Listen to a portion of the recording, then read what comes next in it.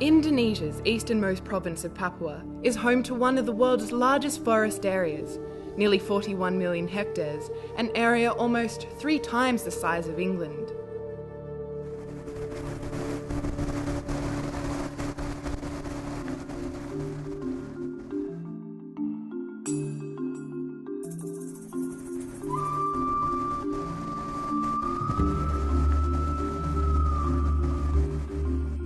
Yet Indonesia has been reported to have one of the highest deforestation rates in the world, with the Indonesian Forestry Ministry revealing that the country lost 3.5 million hectares between 2003 and 2006, or more than 1 million hectares a year.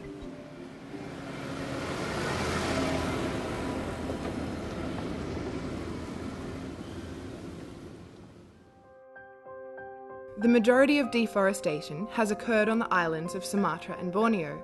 However, many observers believe Papua will be next.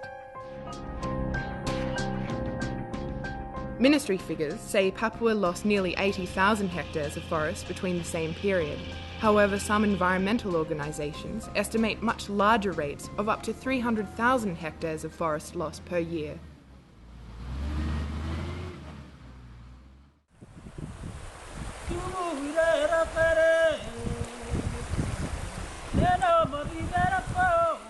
As the government decides how it will develop Papua, experts are looking at how this can be done in a way that makes most sense for the economy, local people, and the natural environment.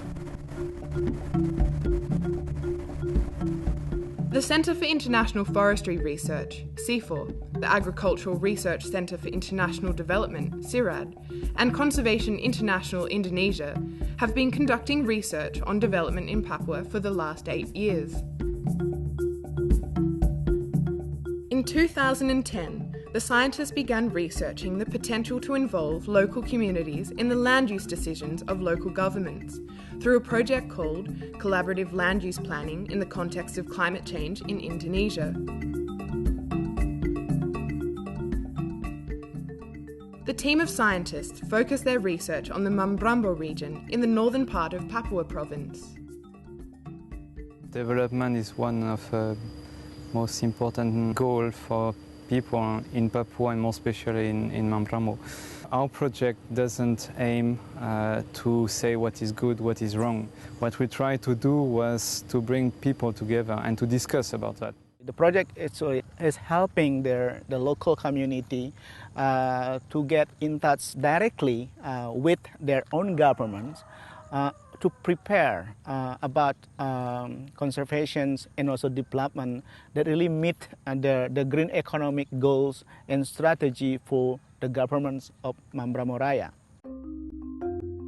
Land use planning is the main tool used by the government to manage the area, with maps playing an important role in developing official land use plans.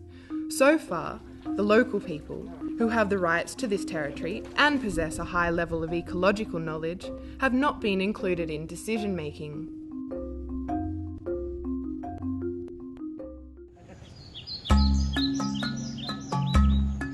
The scientists visited Mambramo region over 10 days in 2012 to introduce the Mambramo government and community to methods such as group discussions, interviews, and participatory mapping that the scientists developed to assist them in creating a land use plan together.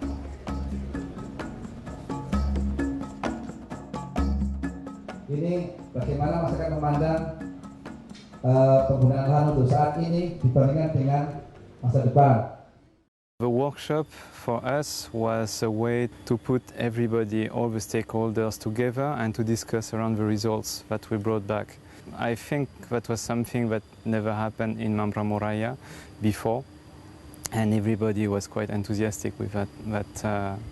And I think the outcome of the workshop was valuable for the local government, for villagers also in the end. Yang saya tangkap itu adalah bagaimana masyarakat bisa menyampaikan aspirasinya, menyampaikan pendapat tentang peta itu. Mereka bisa baca peta itu yang paling penting. Kemudian pemerintah kabupaten mengambil itu sebagai bagian dalam proses perencanaan. Apa saja?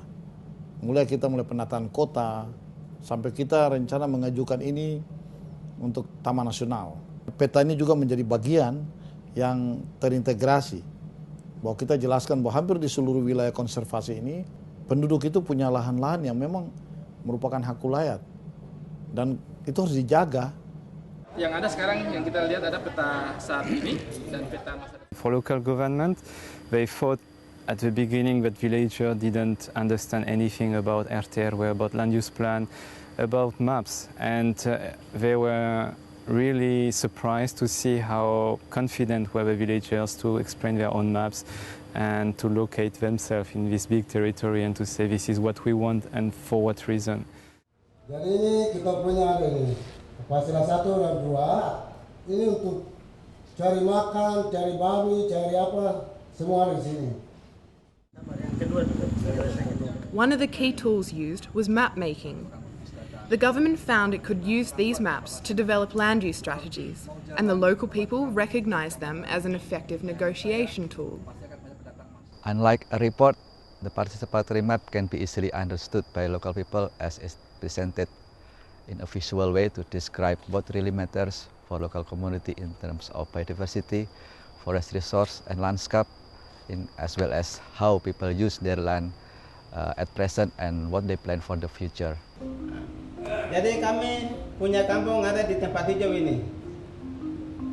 Peta itu sebagai untuk bisa mengetahui mana yang hutannya bisa dibangun dan mana yang hutannya tidak bisa dibangun.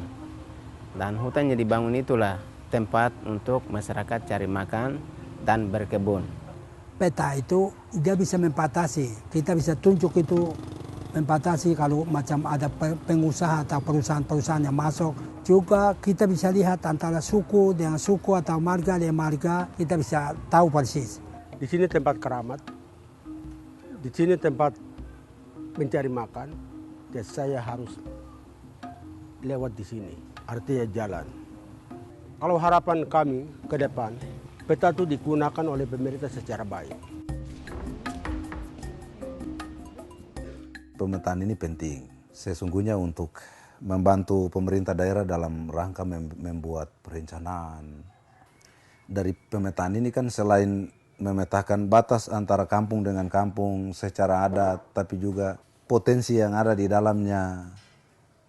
Ini misalnya hutan bakau, ini hutan sagu, ini tempat udang, ini tempat ikan, kerang dan lain sebagainya. Ini kan memberikan gambaran kepada pemerintah bahwa contoh di Kampung Yoke untuk menata ekonomi atau menata kesejahteraan masyarakat di Yoke itu kita mulai dari sini. Itu juga peta ini akan sangat membantu kami.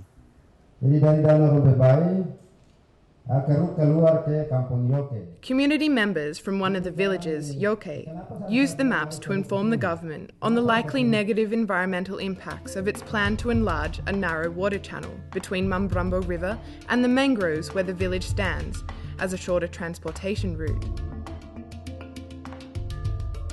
They warned the government that a man-made water channel that was built in the past by an oil exploration company for transportation from Lake Tabarisia to Upper River impacted on the environment. Seperti contoh Bapak dan siapa yang sudah pernah lewat Apawer masuk lari ke Yoke. Itu dulu perusahaan legal keluar ke Apawer, terjadi lumpur masuk dari sungai Apawer. Air kabur itu PC. Nah, dia timbung, akhirnya danau itu dia kembali pendek, tidak dia panjang, dan ikan itu banyak, bandeng, bobara, lasi dan lain-lain itu banyak bermain di situ. Tapi setelah dia keruk di situ, PC lumpur dari Apawer masuk, dia sudah mundur pendek dan ikan kurang begitu.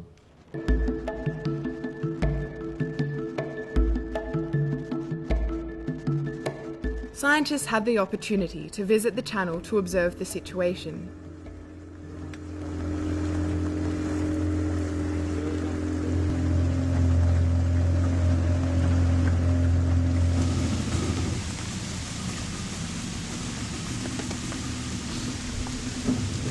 We are at the end of Lake Tabarisia, and this is the place where the villager complained about the activity 30 years ago of a company exploring for oil, and who dig the channel that link Apawer with Tabaresia Lake behind me. And we can see when we go out of this channel that even on the lake close to here, the ground is going out of the water, and the trees are growing there. So in a few years, the lake will be smaller and smaller.